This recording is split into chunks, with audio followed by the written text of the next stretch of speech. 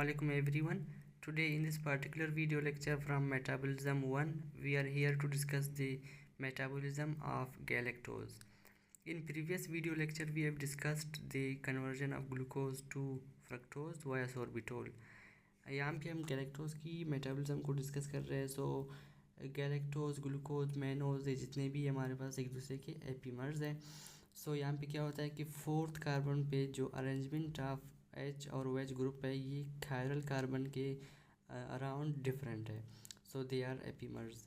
तो ये गैलेक्टोज है, ग्लूकोज में यहाँ पे ओ एच होता है और यहाँ पे एच इस साइड पे उलट है यहाँ पे. So it is galactose structure. So basically body में गैलेक्टोज आती कहाँ से है, तो जो लैक्टोज है जब इसकी ब्रेकडाउन होती है, डिग्रेडेशन होती है इन the presence of enzyme that is lactase, तो क्या होता है कि लैक्टोज से ग्लूकोज और गैलेक्टोज की फार्मेशन होती है. ग्लूकोज तो ग्लाइकोलिसिस में जाता है, जो गैलेक्टोज है वो यहाँ पे आ जाता है.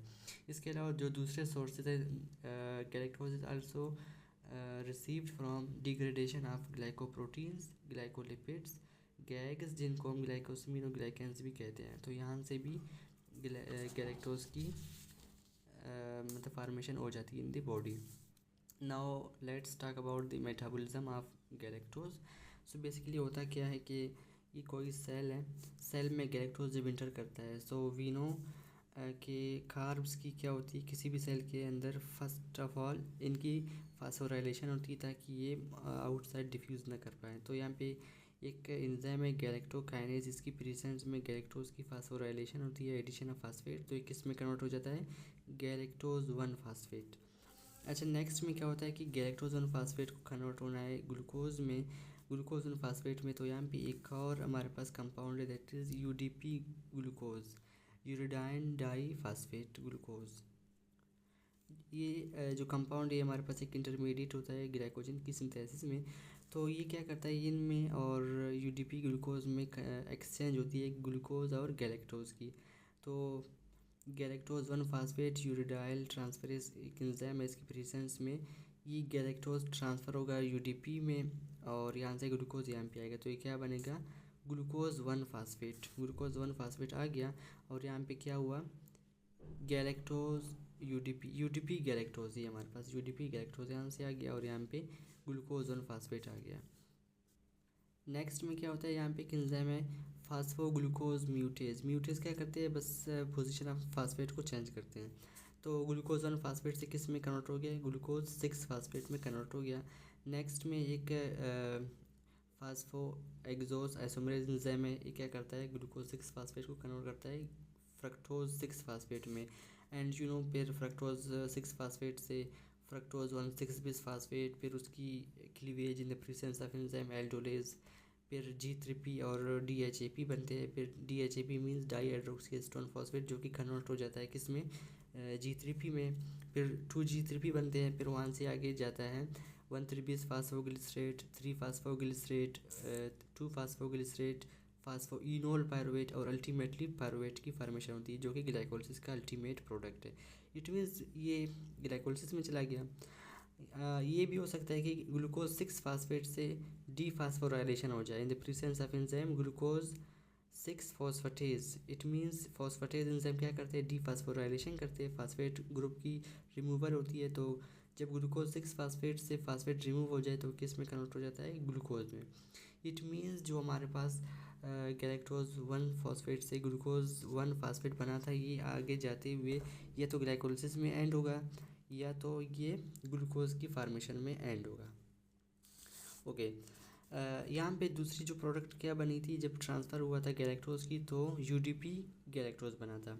अच्छा, इसकी फेट क्या होगी, ये जो यूडीपी गैलेक्टोज है ये यूडीपी एक्सोस फॉर एपीमरेज, इस एंजाइम की प्रेजेंस में कन्वर्ट होगा एक एपीमर में, किस में, यूडीपी ग्लूकोज में. क्योंकि गैलेक्टोज और ग्लूकोज एपीमर्स है तो यहाँ पे इसमें कन्वर्ट हो गया और यूडीपी जो ग्लूकोज है. फिर नेक्स्ट, अच्छा, यहाँ पे जो यूडीपी ग्लूकोज बन गया ये आगे क्या करता है, ये हमारे पास ग्लाइकोजन सिंथेसिस में एक अहम रोल प्ले करता है. बिकॉज यूडीपी ग्लूकोज फिर आगे एक प्राइमर के साथ अटैच होगा और उसको ये एक्सटेंड करेगा और ग्लूकोज रेजिड्यूज को ऐड करता जाएगा और एक स्ट्रेट चैन और फिर एक और एंजाइम जब इसके साथ ऐड हो जाए फिर ये ब्रांच चेन में भी कन्वर्ट हो जाता है। It means glycogen straight and linear and branch chain glycogen synthesis में यूडीपी ग्लूकोज इन्वॉल्व होता है। और इसका दूसरा फेट ये भी हो सकता है कि जो यूडीपी गैलेक्टोज है ये as a galactose donor act करता है, और लैक्टोज की फार्मेशन में गैलेक्टोज इंपॉर्टेंट है ना, तो ग्लूकोज और गैलेक्टोज की जब एडिशन होती है तो लैक्टोज बनता है, तो वहाँ पे ये लैक्टोज की फार्मेशन ग्लाइकोप्रोटीन्स, ग्लाइकोलिपिड्स या गैग्स की फार्मेशन में भी इन्वॉल्व होता है।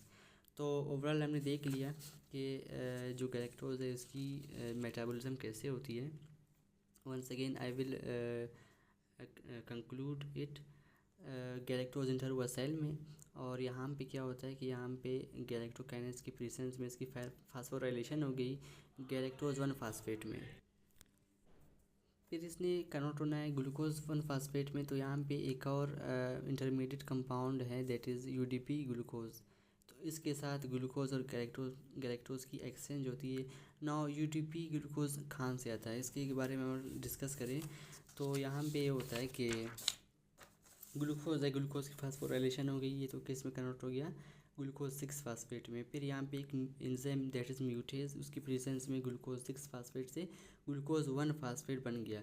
अच्छा, हम डिस्कस कर रहे हैं ये ग्लाइकोजन सिंथेसिस की फार्मेशन में कि यूटीपी कहाँ से आता है। बेसिकली यूटीपी ग्लूकोज इन्वॉल्व होता है ग्लाइकोजन सिंथेसिस में। तो क्या होता है ग्लूकोज 1 फास्फेट है और यहाँ से यूटीपी यूरिडाइन ट्राई फास्फेट इनके साथ थोड़ा सा रिएक्शन होगा in the presence of enzyme that is UDP glucose pyrophosphorylase. क्या होगा इस यूटीपी में हमारे पास 3 फास्फेट हैं, तो एक फास्फेट और यूरिडाइन ये यहाँ से शिफ्ट होंगे किस में ग्लूकोज 1 फास्फेट। तो क्या होगा यूरिडाइन आ गया, ये यूरिडाइन हो गया, एक फास्फेट यहाँ से, एक फास्फेट ऑलरेडी यहाँ पे है तो डाई 2 और फास्फेट हो गए।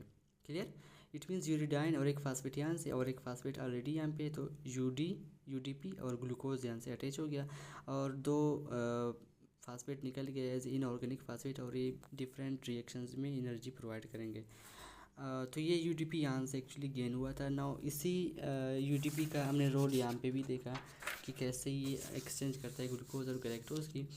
तो जब एक्सचेंज हो गया तो इसके साथ ग्लूकोज लग गया, ये वाला ग्लूकोज, तो ग्लूकोज 1 फास्फेट आ गया, फिर यहाँ से ये कन्वर्ट हो गया ग्लूकोज 6 फास्फेट में, फिर या तो ये फ्रक्टोज 6 फास्फेट में कन्वर्ट हो जाए और ग्लाइकोलिसिस में जाए, या यहाँ से इसकी डीफास्फोराइलेशन हो जाए और ये ग्लूकोज में कन्वर्ट हो जाए।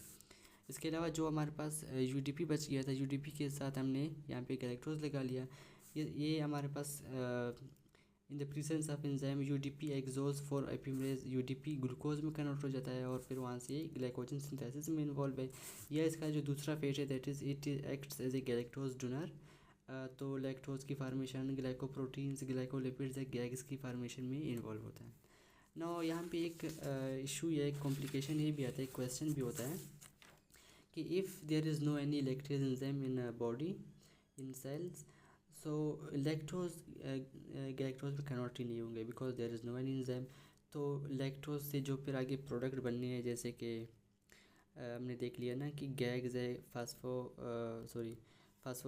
ग्लाइकोप्रोटीन्स है, ग्लाइकोलिपिड्स है या लैक्टोज है, वो फिर बनते कैसे हैं। तो बेसिकली बॉडी में ऑलरेडी यूडीपी ग्लूकोज प्रेजेंट होता है, वो मौजूद होता है और ये रिवर्सिबली कन्वर्ट होता रहता है यूडीपी गैलेक्टोज और यूडीपी ग्लूकोज में because एपिमरेज enzyme is there.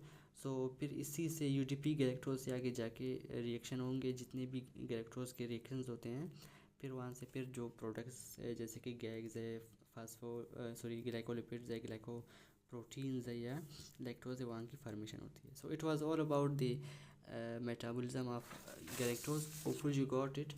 If you have any confusion to ask in comment section. Thank you.